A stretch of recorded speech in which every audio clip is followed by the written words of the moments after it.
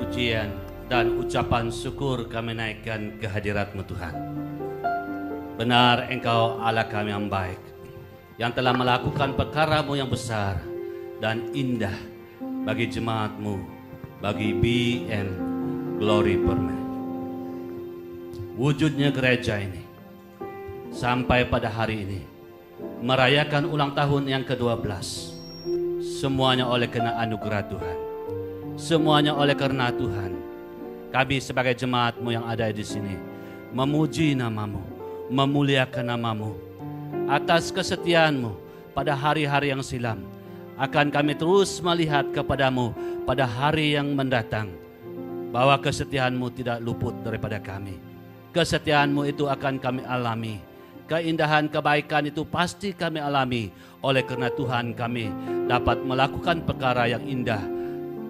Terima kasih Bapa. Dalam hal kami merayakan ulang tahun yang ke-12 ini, kami rindu Tuhan Yesus. Engkau berbicara kepada kami dengan cara-Mu tersendiri, sesuai dengan keperluan kami masing-masing. Terima kasih Bapa. Terpuji nama-Mu. Di dalam nama Tuhan Yesus kami berdoa. Amen. Amin. Silakan duduk.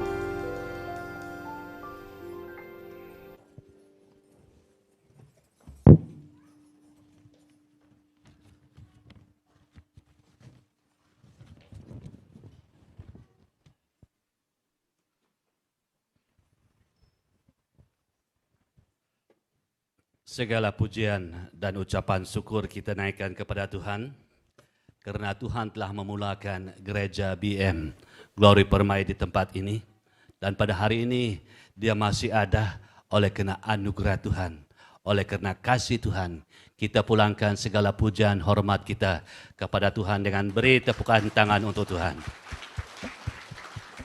Saya juga mengucapkan syabas kepada Pastor BM Glory Permai dan juga semua barisan kepimpinan. Oleh karena kamulah gereja ini dapat bertahan pada hari ini, karena kerjasama dan kita telah bergantung kepada Tuhan untuk menjalankan ibadah kita di tempat ini. Dan tidak lupa juga semua penyembah-penyembah yang ada di sini. Gereja adalah perkumpulan orang yang percaya. Ada pemimpin, ada penyembah, dan kita berkumpul, itu adalah gereja Tuhan.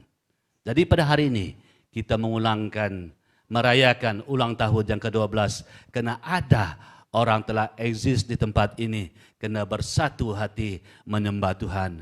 Tanya bagi semua yang ada pada hari ini. Kalau kita lihat khotbah biasanya di ulang tahun, biasanya kita balik melihat kebaikan Tuhan, kebaikan Tuhan, kebaikan Tuhan. Tapi kalau kita lihat tema kita pada hari ini, dia agak berbeza. Pengharapan di tengah-tengah penderitaan. Maksudnya di sini, kita telah mengalami kebaikan. Mengikut Tuhan itu bukan senang. Banyak cabaran dan tantangan. Tetapi kalau kita sudah mengalami kebaikan Tuhan, dalam perjalanan kita ada penderitaan, kita selalu balik kepada Tuhan yang kita percaya, seperti nyanyi kita tadi itu. Karena Dia adalah Allah, di atas segala Allah, di atas segala penderitaan, di atas segala masalah kita. Dan kita akan hidup dalam kemenangan. Ini yang saya mau dorong kita pada hari ini. Mari kita lihat firman Tuhan yang kita dengar pada hari ini. Mari kita lihat di dalam Mazmur. Mari kita coba bangkit berdiri dan kita baca bagian ini. Mazmur 126 ayat 1 sampai ayat yang ke-6. Sorry.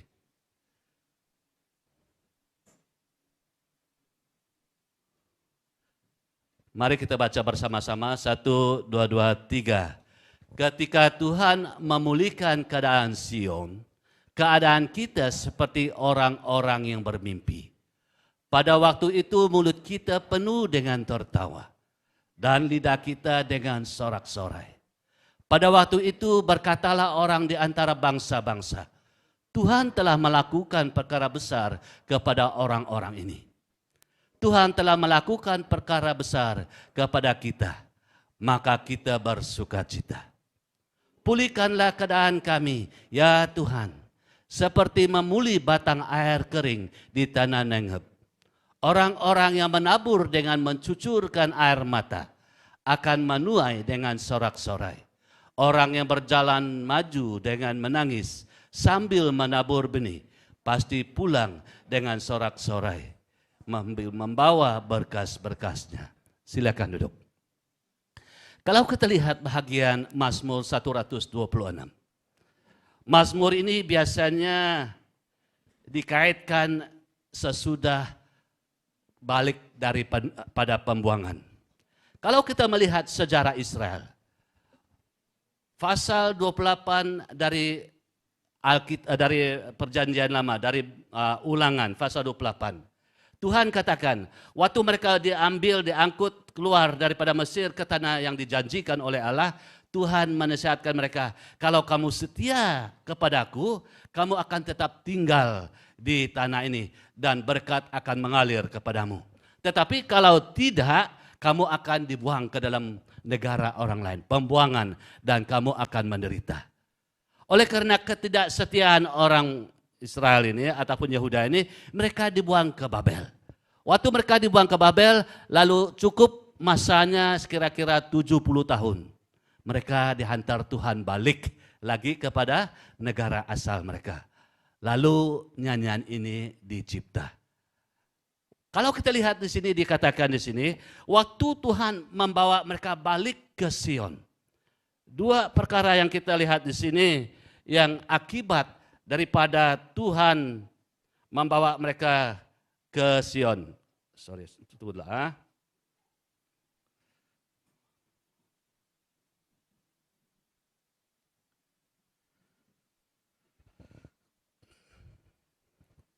Kalau kita lihat di sini, bahagian yang pertama ayat 1 sampai ayat yang ketiga adalah sukacita yang besar oleh karena pengalaman pemulihan. Waktu Allah membawa mereka keluar dari tawanan dan memasukkan mereka ke tanah air mereka, mereka mempunyai sukacita yang besar. Dan kalau kita lihat di sini, dua akibat sukacita yang besar itu. Yang pertama, sukacita yang sangat besar dialami oleh umat Tuhan yang telah dibawa oleh Tuhan kepada asal mereka, negara asal mereka. Dan kalau kita lihat dalam ayat 2 dikatakan mulut mereka penuh dengan tertawa. Mereka tertawa oleh karena sukacita ini yang mereka alami di dalam perjalanan mereka sehingga mereka sampai ke tanah air mereka. Yang kedua, kalau kita lihat di sini, lidah mereka penuh dengan sorak-sorai. Oleh karena itu terlalu indah bagi mereka. Terlalu luar biasa bagi mereka. Dikatakan di sana, kalau kita lihat ini, mereka seperti mimpi. Itu perkara yang indah itu luar biasa sehingga mereka merasa seolah-olahnya waktu mereka sudah sampai di tanah negeri mereka. Mereka seperti bermimpi. Bayangkan kamu dibuang ke dalam pembuangan, kamu menderita, kamu dianiaya, kamu tidak dihormati. Kalau kita lihat dalam Mazmur yang lain 38 tuh dikatakan orang di sana menyuruh mereka menyanyi untuk Tuhan. Mereka katakan bagaimana kami menyanyikan untuk Tuhan by the rivers of Babylon tuh? Bagaimana kami ingin menyanyi untuk Tuhan? Kami tidak ada gereja kami sekarang. Kami di luar gereja kami. Seperti itu seolah-olah bunyi begitu. Dan kalau kita lihat di sini, waktu Tuhan membawa mereka balik ke negara asal mereka, dikatakan mereka mengalami satu sukacita yang besar. Dan dikatakan di sini penuh dengan tertawa. Mulut mereka penuh dengan tertawa dan penuh dengan sorak-sorai. Ini pengalaman mereka. Selain daripada itu, akibat yang kedua, waktu Tuhan telah memulihkan keadaan mereka dan membawa mereka ke tempat asal mereka, pujian kepada Allah di antara bangsa-bangsa. Pekerjaan besar itu bukan hanya dilihat oleh jemaat Tuhan. Perkara yang besar yang telah dibawa dari pembuangan kepada negeri asal mereka itu bukan itu hanya pengalaman orang Yahudi. Tetapi kalau kita lihat di sini dikatakan bahwa pujian itu kepada Allah itu juga disebut di antara bangsa-bangsa lain. Bangsa yang bukan orang Yahudi yang telah dibawa ke Mesir itu. Bangsa-bangsa lain itu melihat, oh itu perkara yang luar biasa. Mereka telah diangkut dalam pembuangan. Tapi sekarang Tuhan Allah mereka itu yang membawa mereka balik. Itu perkara yang mustahil. Tapi dia katakan, mereka katakan bahwa mereka kenal bahwa bangsa-bangsa lain itu mengenal bahwa Allah itu adalah Allah Israel yang membawa mereka keluar daripada tanah Mesir, dari pembuangan kepada Yehuda. Dan kalau kita lihat di sini dalam ayat itu, bangsa-bangsa berkata, Tuhan telah melakukan perkara yang besar kepada orang-orang ini. Orang yang bukan percaya kepada Allah Israel terpaksa mengatakan, hanya Allah Israel lah yang dapat melakukan perkara itu yang membawa mereka dari pembuangan kepada negara asal mereka. Dan kalau kita lihat di sini, ini adalah bagian yang pertama. Mereka bersukacita, mereka bersukaria atas kebaikan Tuhan yang telah membawa mereka keluar daripada pembuangan kepada tanah asal mereka. Sebelum kita masuk ke dalam bahagian yang kedua, kita melihat keadaan BM. Kalau kita lihat keadaan BM, kita akan melihat sedikit sejarah BM. Kalau kita lihat tahun 1928, misioneri dari Australia datang ke sini. Mereka berusaha untuk minta untuk melayani di kawasan Limbang. Karena di kawasan Kuching telah diberi oleh kerajaan Vandenbroek kepada Anglican. Di kawasan Sibu diberi kepada Methodist. Di kawasan Baram diberikan kepada Roman Katolik. Waktu mereka mau pergi ke satu tempat yang kosong, tidak ada lagi. Ada sebenarnya yang kosong, yang tidak ada misioneri, tetapi di bahagian lawas sana. Tapi mereka tidak boleh ke sana karena keadaan orang di sana terlalu teruk. Mereka tidak kenal Tuhan, masih percaya dengan kepercayaan lama. Kalau kita lihat keadaan mereka, dikatakan mereka ini adalah orang yang percaya kepada roh-roh jahat. Contohnya begini, datuk saya kasih tahu kepada saya, kalau kami pergi meminang seorang perempuan, dalam perjalanan kami untuk pergi meminang seorang perempuan itu, biasanya kami pukul tingga, gongga, supaya mereka jangan dengar bunyi burung. Kalau ada bunyi burung, memang mereka balik. Itu tidak jadi. Ataupun mereka jumpa, pil melepid. Ada satu, lipan enggak, yang panjang itu, di Baklaran sejak saya tahu ada itu, kalau di sini jarang itu. Dia besar ini, dia panjang ini, ada kaki merah dia. Bukan pil meliped ya. Itu. Kalau kamu lintas itu, kalau kamu lihat dia lintas jalan, kata mereka, kamu tidak boleh. Kalau kamu terus, itu juga seperti itulah setubung kamu nanti mati. Waktu saya pergi menginjil di Sebau. Dalam perjalanan saya di Sebau sana, sepanjang hari orang pukul gendang. Sementara laki-laki juga pukul atap, pasang atap. Kamu tahu kenapa? Supaya mereka jangan dengar bunyi burung. Mereka terus pukul itu sepanjang hari, orang buat rumah sepanjang hari mereka pukul gong. Supaya jangan kedengaran gong itu. Kalau itu kedengaran, kalau ada burung mereka dengar ataupun kijang berteriak itu, mereka akan berhenti. Mereka tidak boleh teruskan itu. Karena itu kepercayaan orang dulu. Selain pada itu kalau kita lihat mereka ini adalah orang yang kotor. Kotor, kalau lihat rumah mereka itu dikatakan oleh Sir Lily mengatakan penuh dengan cobwebs. Apa ya cobwebs? Sarang-sarang lebah. Rumah mereka kalau kau jalan di Ruai katanya, oh ada nampak baru-baru saja tai yang dibuang di sana. Kalau kamu lihat di bawah waktu mereka buang tai itu, semua ayam, semua babi berebut dengan tai itu dari atas ke bawah. Itu keadaan mereka di sana. Oleh karena itu ada lagi. Kalau mereka minum semua. Bukan datuk, nenek saja yang minum, bapak, anak, bapak, ibu, anak, semua anak dan cucu mereka minum. Dikatakan di dalam buku Sir Lily dikatakan begini. Kalau mereka minum, semua mabuk. Waktu mereka mabuk, hanya anjing saja yang sehat. Only the dog was sober, kata dia. Artinya, orang besar sampai kepada anak cicit mereka minum mabuk dan mereka peng semua dan anjing saja berjalan di tengah-tengah mereka.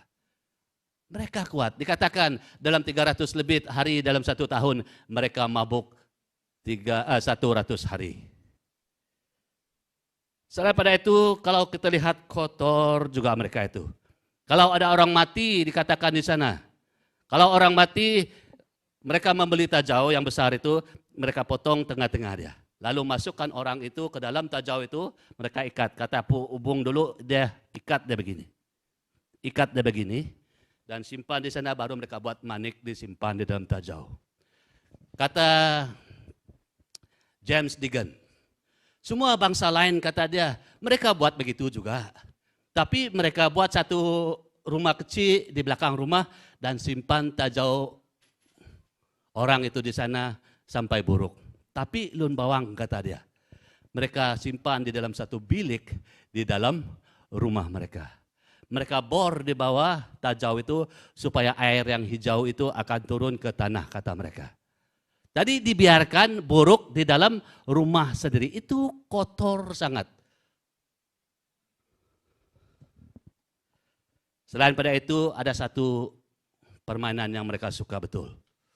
Yaitu penggal kepala. Headhunter. Mereka suka penggal kepala orang. Oke? Suka penggal kepala orang. Kata datuk saya dulu, dia cerita dengan saya.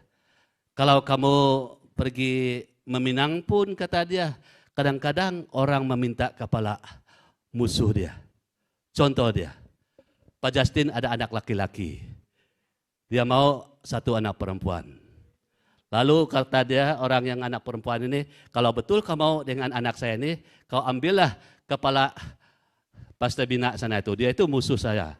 Dia itu musuh keluarga.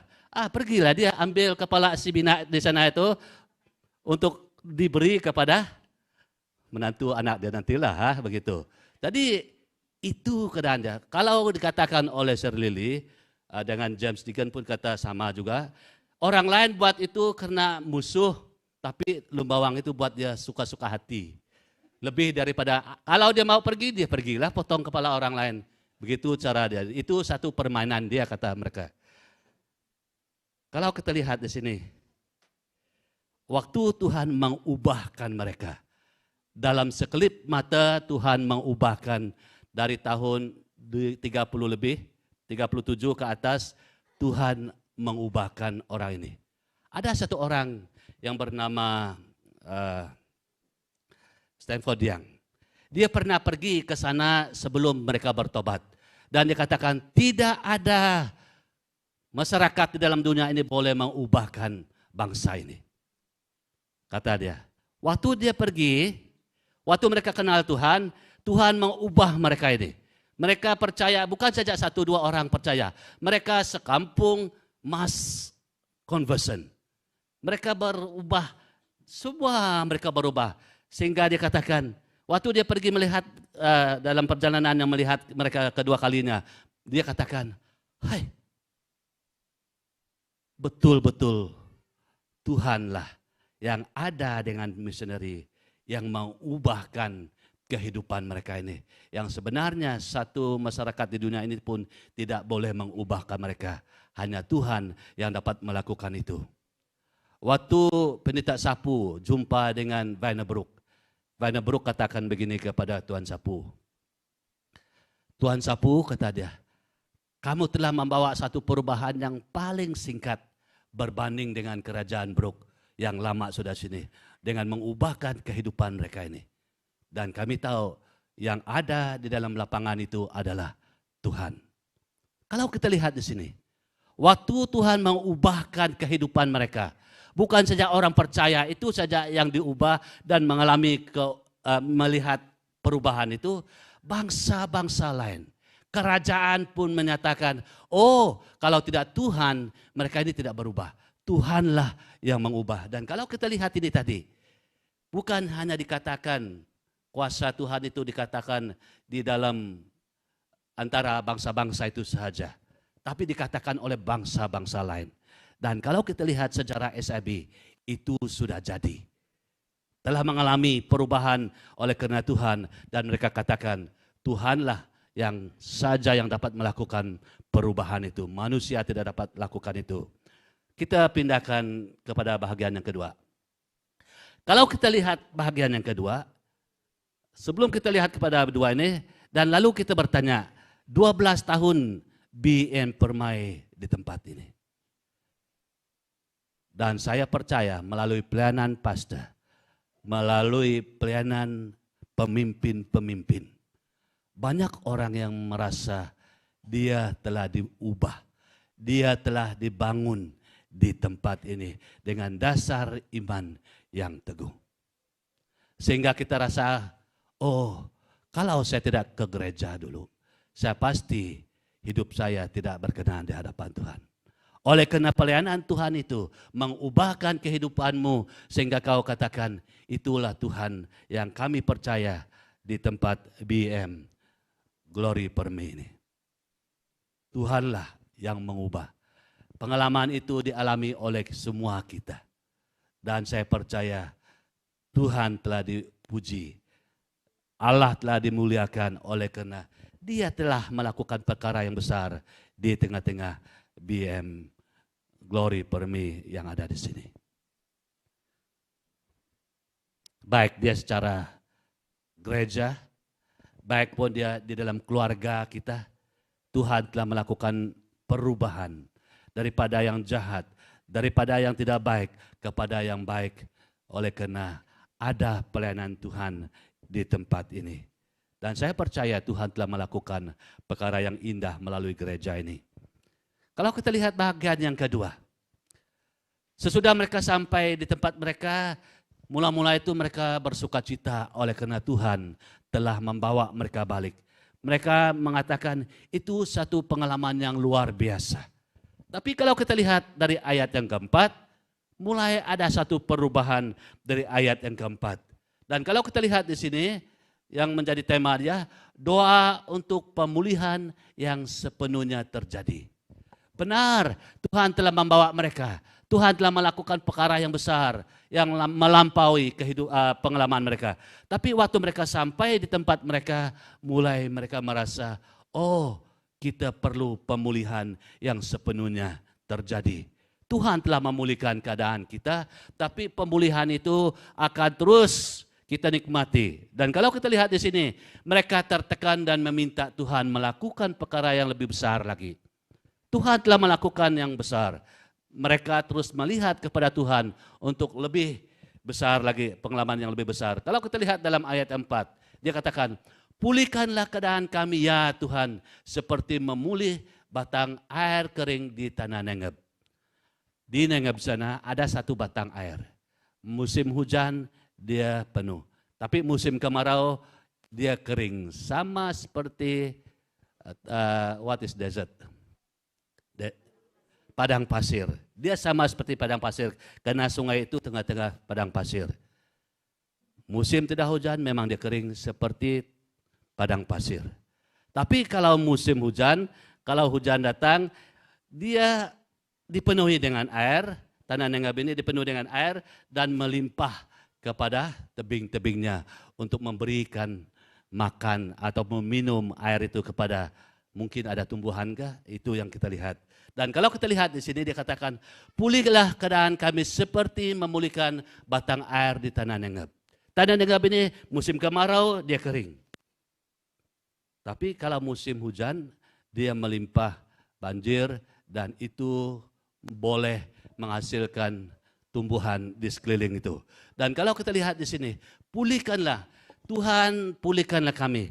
Biarlah keadaan kami yang sudah dipulihkan oleh Tuhan, yang dibawa oleh Tuhan daripada pembuangan ke negeri kami. Dan kami sekarang masih mengalami cabaran tantangan hidup. Dan dia dan mereka minta supaya Tuhan memulihkan keadaan mereka.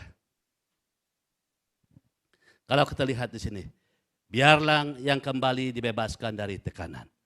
Mereka sudah balik tapi masih mengalami cabaran tantangan hidup. Orang yang masih tinggal di Babel, dia katakan juga, biarlah mereka balik lagi sama seperti kami, supaya kami bekerja sama untuk membangunkan Yerusalem kembali.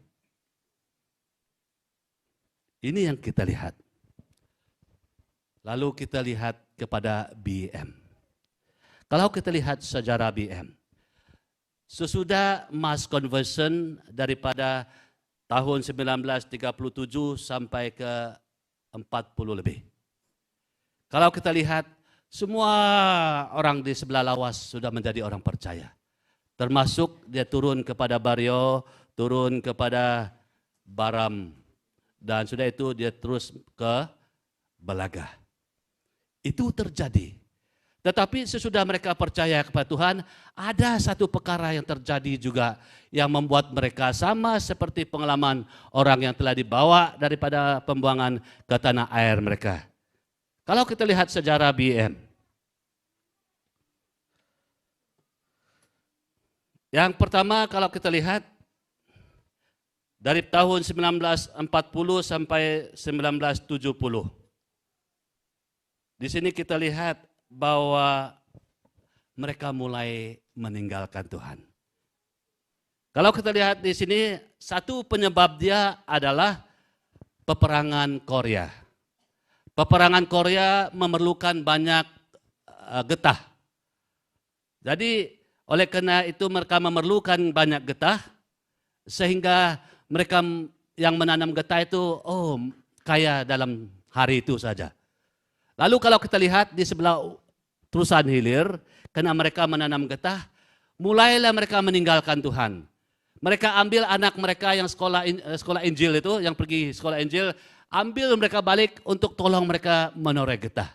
Bukan saja orang di sekolah Injil, sekolah kerajaan, anak-anak mereka balik untuk menolong Bapak, untuk menoreh getah supaya ada uang. Mereka lalai pergi semayang, kata ada satu dokter Tan, dia katakan dalam research dia, mulai mereka kembali kepada adat lama. Mereka utamakan uang, kepentingan uang itu daripada pergi sembahyang dan melayani Tuhan. Ini satu sebab dia, karena mereka mau menjadi kaya. Terpesong daripada jalan Tuhan karena mengutamakan kekayaan. Selain pada itu dikatakan juga ada satu kumpulan yang kecil dari Bario. Dari Bario mereka pergi ke Long Luping. Waktu mereka pergi di Long Luping ini di Ulu Terusan, kawasan Lun Bawang. Waktu mereka pergi di Long Luping, mereka dilayan dengan baik. Mereka diberi makan, mereka menginap di sana satu malam, dan awal pagi mereka telah membunuh beberapa Lun Bawang. Lalu mereka lari. Waktu mereka telah membunuhkan beberapa Lun Bawang ini, Lun Bawang mulai retaliate, mulai menuntut balasan. Dan mereka katakan, kami mau kembali ke adat lama kami. Kami tidak mau menjadi orang Kristen lagi. Dan kalau kita lihat, hampir semua Lun Bawang itu katakan begitu. Mereka katakan, kami menuntut darah daripada orang Kelabit. Karena mereka telah membunuh orang Lun Bawang, dan kami mau menjadi orang yang seperti adat lama kami, dan menuntut balasan daripada orang Kelabit.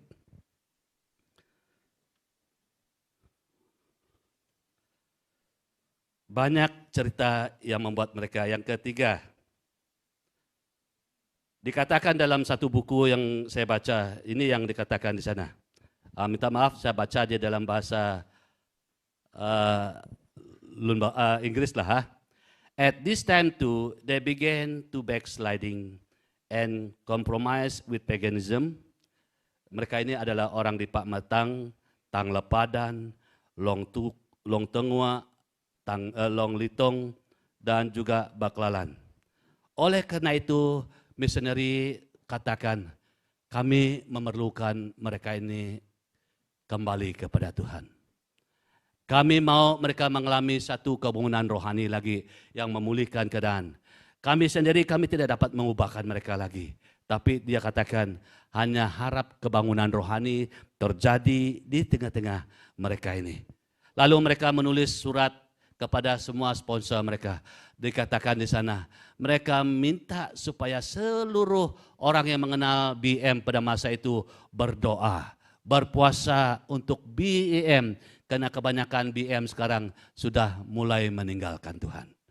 Mereka minta supaya Tuhan membuat satu ataupun melakukan satu kebangunan rohani sekali lagi. Ini keadaan BM. Bagaimana keadaan gereja kita? Apakah kita mengalami sesudah itu, sudah kita mengenal Tuhan, sudah mempunyai persekutuan yang indah di sini, dan kita mengalami keindahan Tuhan. Apakah kita merasa di tengah-tengah perjalanan kita mengikut Tuhan, ada masalah yang kita hadapi sebagai orang yang percaya? Apakah dia sebagai gereja umum? Apakah dia sebagai gereja ataupun anggota keluarga ataupun pribadi kita? Sesudah kita mengalami kebaikan Tuhan, apakah kita terus berjalan bersama Tuhan ataupun ada juga kita mengalami cabaran hidup, tantangan hidup di dalam pelayanan dalam hidup kita sebagai orang yang percaya? Mari kita lihat bahagian yang ketiga. Bahagian yang ketiga, tanggung jawab umat Tuhan. Orang Israel sudah balik ke tempat asal mereka. Mereka melihat, oh tangan Tuhanlah yang telah membawa mereka di sana. Lalu mereka bersuka cita. Tidak lama sesudah itu, lalu mereka mengalami cabaran tantangan hidup. Mereka katakan, oh rupa-rupanya kita belum dipulih dengan sepenuhnya. Lalu mereka berdoa kepada Tuhan supaya pemulihan yang sepenuhnya akan dialami oleh orang Israel ini. Dan kalau kita lihat yang ketiga ini, tanggung jawab umat Tuhan. Kalau kita lihat di sini, ketabahan untuk setia melakukan kebaikan. Itu prinsip pertanian. Di sini dia katakan, orang-orang yang menabur dengan mencucurkan air mata. Dia melihat pelayanan Tuhan itu bukan senang.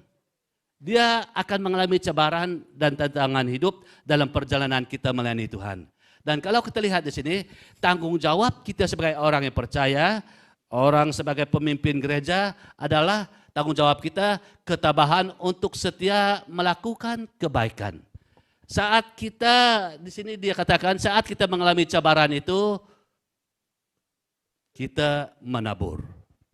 Artinya, sementara kita menangis, jangan membuat tangisan itu yang menghalang kita untuk menabur.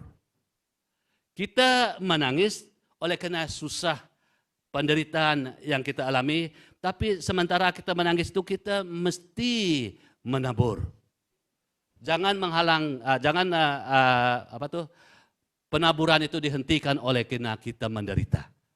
Kalau kita lihat di sini, air mata menyatakan kesakitan, kesyukuran, penderitaan terhadap pekerjaan, tetapi air mata tidak dapat menghalang untuk menabur. Karena kita sudah mengalami kebaikan Tuhan. Orang Israel telah mengalami kebaikan Tuhan. Tapi ada cabaran lagi. Dan harus mereka lihat kepada Tuhan yang telah melakukan perkara yang besar yang mereka alami itu. Dan kalau kita lihat di sini, jangan sekali-kali membuat air mata itu. Yaitu kesulitan, kesukaran, penderitaan terhadap pelayanan Tuhan itu terhenti oleh karena itu. Sementara kita mengalami cabaran tantangan hidup, kita terus menabur benih. Dan kalau kita lihat, orang yang berjalan maju dengan menangis sambil menabur benih pasti pulang dengan sorak-sorai sambil membawa berkas-berkasnya. Ini yang kita lihat. Kalau kita lihat sejarah BM, waktu mereka berdoa supaya minta Tuhan membuat satu kebangunan rohani di dalam gereja BM, mengambil masa yang panjang. Daripada 40 sampai ke 70 tahun, kira-kira 20 tahun mereka berdoa supaya ada kebangunan rohani terjadi di dalam BM. Kebangunan rohani yang pertama itu adalah pada tahun 1952. Itu terjadi di sekolah mesin, di antara pelajar. Satu kali ada satu anak si pengiran pergi mandi dan dia lemas di sungai mesin. Waktu dia diangkat, lalu mereka malam itu berdoa. Waktu mereka berdoa, akhirnya ada kebangunan rohani terjadi di mesin. Bukan saja dengan pelajar, juga dengan guru-guru. Dikatakan di sana, guru yang lelah, yang susah itu diberi semangat baru oleh Tuhan untuk melayani Tuhan. Itu pada tahun 1952. Pada tahun 1971 juga terjadi di sekolah kita di mesin. Waktu mereka berdoa, mereka mengalami satu kebangunan rohani. Lalu pelajar-pelajar ini mereka mau minta balik. Waktu cuti mereka minta balik untuk pergi ke kampung mereka. Waktu mereka pergi ke kampung mereka, lalu mereka mulai mengadakan kebaktian di kampung-kampung masing-masing, banyak orang kembali kepada Tuhan. Banyak orang yang menjadi orang yang percaya kepada Tuhan. Ini anak-anak sekolah.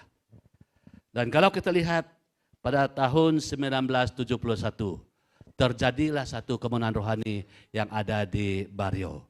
Dari Bario lah dia pergi ke seluruh Penbono, di seluruh Sarawak. Ini yang sebagai semua Sarawak yang dilawati oleh Tuhan dalam tahun 1973 itu. Kalau kita lihat di sini, itu hasil doa misioneri dan orang luar yang tahu masalah BM pada masa itu. Mereka berdoa sehingga Tuhan melawatkan BM sekali lagi. Kalau kita lihat di sini, itu yang dibuat oleh pemimpin-pemimpin Israel. Setia melakukan kebaikan. Sementara mereka mengalami penderitaan oleh karena mengikut Tuhan, mereka tetap menabur.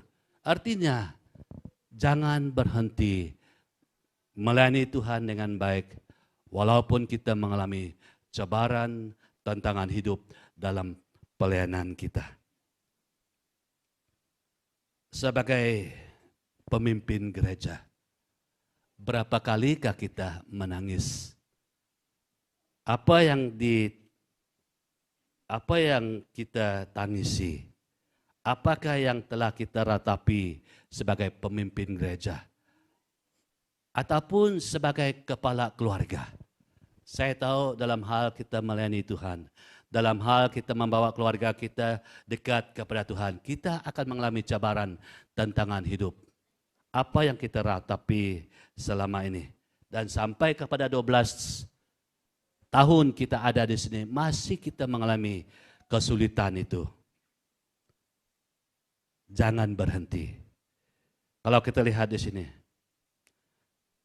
curahan air mata itu tidak sia-sia. Tetesan air mata itu tidak sia-sia. Tuhan tidak lupakan air mata yang telah kau teteskan oleh karena engkau mempunyai beban kepada pelayanan Tuhan di tempat ini ataupun di dalam keluargamu. Sementara kita menangis, lihatlah Tuhan yang telah mengubahkan kehidupan orang Israel. Lihatlah Tuhan yang mengubah kehidupan orang BM dulu. Lihatlah Tuhan yang telah memulakan pelayanan di tempat ini, yang telah melakukan perkaranya yang indah. Dan kita setia melakukan kebaikan. Tuhan katakan, apapun yang kita lakukan, sementara kita menangis dan kita menabur, akhirnya kita dikatakan di sini, kita balik dengan sorak-sorai. Karena kita melihat doa kita, usaha kita itu dijawab oleh Tuhan. Biarlah ulang tahun yang ke-12 ini memperingatkan kita. Tuhan telah melakukan perkara yang indah buat BEM dan telah memulakan pelayanannya di BEM Glory Permi. Dalam hal kita melayani Tuhan, ada cabaran, ada tantangan, tapi jangan berhenti di sana. Jangan membuat masalah itu menjadi penghalang kita untuk melayani Tuhan. Jangan membuat kita kesusahan itu membuat kita berhenti untuk melayani Tuhan. Terus mencurahkan air mata di hadapan Tuhan dan Tuhan akan menjawab doa kita pada masa yang telah ditetapkan oleh Tuhan. Ada satu orang, dia ini seorang pemabuk. Kau sebut semua itu, dia buat perkara itu. Kalau dia drive, dia ambil whisky itu, simpan straw di sana. Kalau dia drive, dia minum dari straw itu. Dan dia memang kuat minum dan sebut apa-apa saja memang dia kuat melakukan itu. Ada satu pastor muda mendoakan dia. Mendoakan dia tiap-tiap hari. Kalau boleh tiap-tiap hari. Selalu mendoakan dia. Waktu mendoakan dia, seperti Tuhan tidak menjawab doa dia. Sesudah 6 tahun saya ingat, 6 tahun dia balik dari tempat dia ke kampung. Dalam perjalanan dia berhenti dengan orang yang selalu dia doakan itu. Sebelum itu dia katakan begini, karena dia ini kuat minum, Tuhan kalau dia minum buat tubuhnya gatal lah, allergic dengan apa itu? Dengan minuman keras itu. Biar tubuhnya allergic dengan minuman itu. Lalu waktu pastor muda ini balik, waktu dia berhenti di sana kira-kira 5 tahun saya sudah mendoakan dia.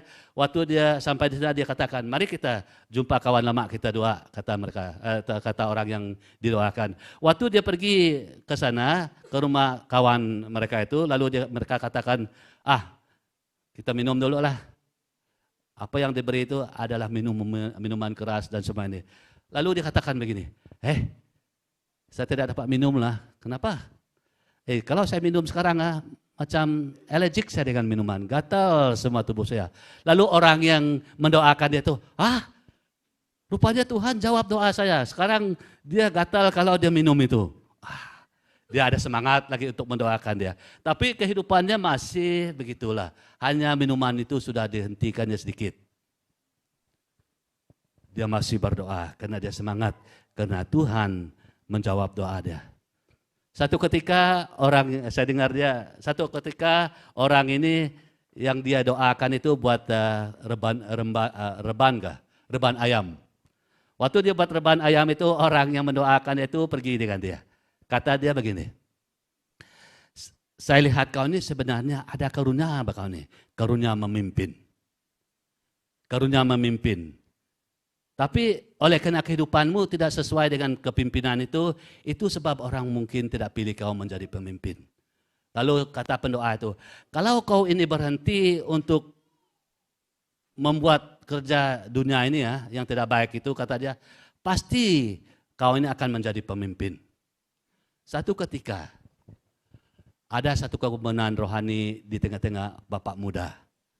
Dia pun terkena dengan kebenaran rohani itu. Lalu dia berubah. Waktu dia berubah, dia diangkat menjadi counselor oleh kerajaan. Dia menjadi ketua PIBG. Dia lagi menjadi ketua rela. Yang sebenarnya dia penjahat suatu ketika. Yang menjaga rela itu menjaga dia. Sekarang dia menjaga rela. Dan semua tugas-tugas yang besar dia alami. Tidak kira menjadi di gereja. Dia jadi setiausaha. Dan macam-macam pelayanan dia. Karena Tuhan mengubah. Dan kalau kita lihat ini, dia percaya bahwa orang ini berubah. Selama 20 tahun dia mendoakan dia. Baru Tuhan menjawab. Ini sebagai dorongan untuk kita. Israel mengalami perkara yang sama. BM mengalami perkara yang sama. Sudah mengenal Tuhan, melihat kebaikan Tuhan, sudah itu ada cabaran tantangan hidup. Sudah cabaran tantangan hidup, Tuhan katakan, setia saja melakukan kebaikan untuk Tuhan. Di sanalah kita lihat kesetiaan. Oleh karena kesetiaan ini, perubahan kebangunan rohani terjadi. Saya percaya, dalam hal kita merayakan ulang tahun ini, kita merayakan kebaikan Tuhan yang telah melakukan perkara yang indah buat BM Glory Per Me. Tapi kita juga tidak terluput daripada masalah cabaran tantangan hidup di dalam gereja, di dalam keluarga kita. Tapi firman Tuhan katakan, setia melihat Tuhan, setia membawa perkara itu kepada Tuhan sampai Tuhan menjawab. Dan pasti kita akan membawa berkas-berkas jawaban-jawaban doa kita itu, kita pasti menerima jawabannya dari Tuhan pada masa dan waktu Tuhan. Biarlah firman Tuhan yang sedikit saya bawa untuk kita hanya sampai di sini. Ingat Tuhan di dalam segala keadaan, yaitu harapan di dalam tantangan hidup kita sebagai orang yang percaya. Jadi firman Tuhan yang saya bawa hanya sampai di sini dan saya beri kepada pemimpin acara sekali lagi.